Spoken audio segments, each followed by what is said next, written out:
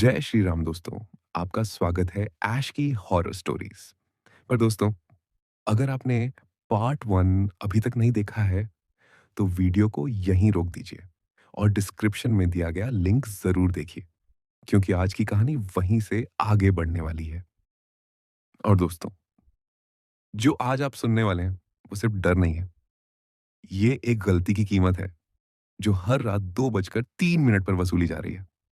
रात के ठीक 2:03 बजे आयुष ने खून की आखिरी बूंद हवन कुंड की आग में गिराई थी। आग नीली हुई थी, लेकिन उस नीले रंग में शांति नहीं थी। उसमें कुछ जाग गया था। कमरे में किसी और की सांसें थीं। आईने में आयुष का चेहरा था, लेकिन मुस्कान किसी और की थी। और तभी उसके कान के बिल्कुल पास वो आवाज आई थी, अब तू मेरा है।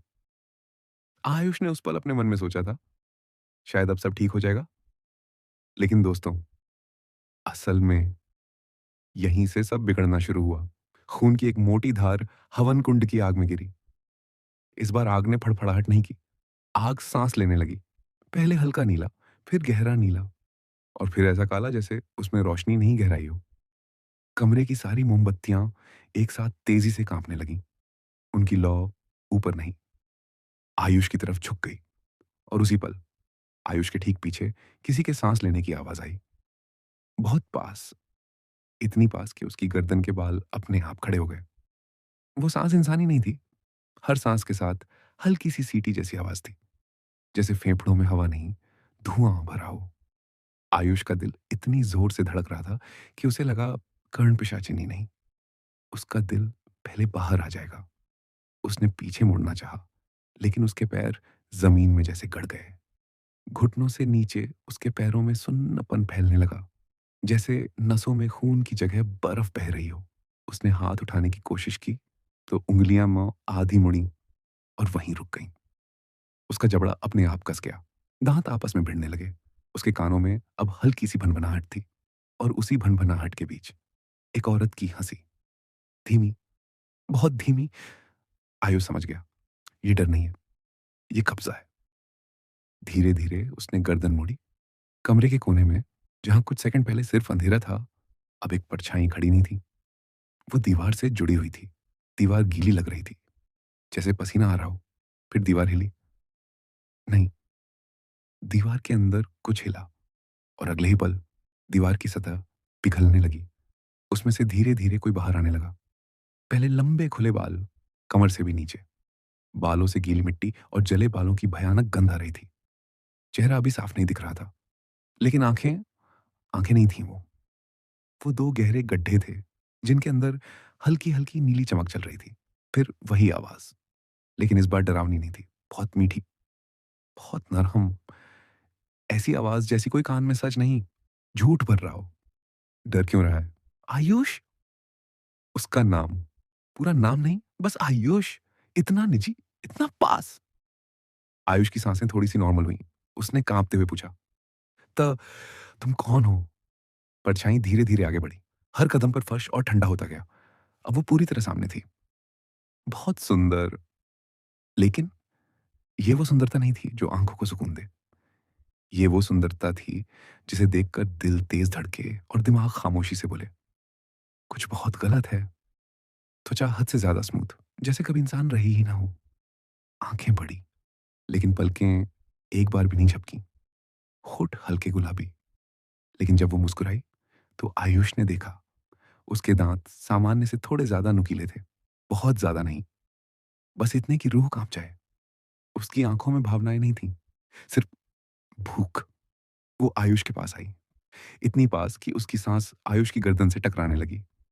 उस सांस में हल्की सी जलते बालों और पुराने खून की गंध थी। उसने कान में कहा, तूने मुझे बुलाया था, अब मैं तेरी हूं। आयुष के शरीर की सारी ताकत जैसे निचुड़ गई।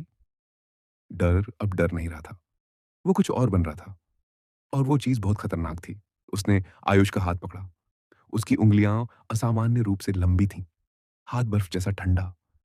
लेकिन जैसे ही स्पर्श हुआ, आयुष के शरीर में अजीब सी गर्मी दौड़ गई। सीने से पेट तक एक लहर सी उठी। वो फुसफुसाई, अब कोई और तुझे नहीं छुएगा। कोई नहीं। ये शब्द प्यार जैसे लगे, लेकिन असल में ये ताला था। उस रात आयुष को याद नहीं, वो कब सोया या वो सोया भी था या नहीं। उसे बस इतना याद था, कमरा अब खाली नहीं था और हर बार जब उसकी आँख झपकती, किसी के नाखून उसकी पीठ पर हल्के-हल्के चलते। कभी गर्दन के पास, कभी रीढ़ के नीचे। सुबह जब आयुष उठा, सूरज की रोशनी कमरे में फैल चुकी थी। सब कुछ नॉर्मल लग रहा था, लेकिन जैसे ही उसकी नज़र चादर पर पड़ी, उसकी सांस रुक गई। चादर पर नाखूनों के निशान थे। 4 नहीं, 5 नहीं, 6। उसकी कमर दर्द कर रही थी। गर्दन पर नीली सी लकीर थी और कान के पास अब भी किसी की सांसों की आहट। ये सपना नहीं था। रात होते ही आयुष बेचैन होने लगा। घड़ी देखी, 2 बजकर 2 मिनट, एम लाइट अपने आप बंद और ठीक 2 बजकर 3 मिनट पर वही आवाज़, "मैं आ गई।" इस बार आयुष डरा नहीं, इस बार वो इंतज़ार कर रहा था। एक दिन उसके मन में पैसों का ख़्याल आया, बस ख़्याल। अगली सुबह जेब में 25,000 रुपए, नए नोट, बिना सिलवट। उसके हाथ काँप गए, क्योंकि उसने किसी से कुछ माँगा नहीं था। उस रात वो गंभीर हो गई। उसने आयुष का चेहरा दोनों हाथों में पकड़ा। इस बार उसकी उँगलियाँ जल रही थीं। उसने कहा, "तू सिर्फ़ मेरा है, अगर किसी और ने तुझे छुआ?" उसकी आवाज़ 2 हिस्सों में टूट गई। "तो कीमत बहुत भारी होगी।" कुछ दिनों बाद आयुष की बहन कोटा आई। खुशी से उसे गले लगाया। बस, इतनी सी बात। लेकिन उसी पल कमरे के कोने से हल्की-सी हँसी आई। उसी रात आयुष को लगा, कोई उसके बाल खींच रहा है, बहुत ज़ोर से। सुबह आईने में वो गंजा था और फ़ोन आया, वो हॉस्पिटल में है। खुद को जला लिया था। उस रात वो फिर आई। अब सुंदर नहीं थी, आँखें लाल, आवाज़ फटी हुई। मैंने कहा था, "कोई तुझे नहीं छुएगा।" नाखून उसके शरीर में धँस गए। सुबह तक आयुष खून में लथपथ पड़ा था। अब उसे समझ आ गया था, ये प्यार नहीं था, ये मदद नहीं थी, ये सौदा था और सौदे हमेशा खून से लिखे जाते हैं। पार्ट 3 में डर बाहर नहीं रहेगा, वो आयुष के अंदर बोलने लगेगा।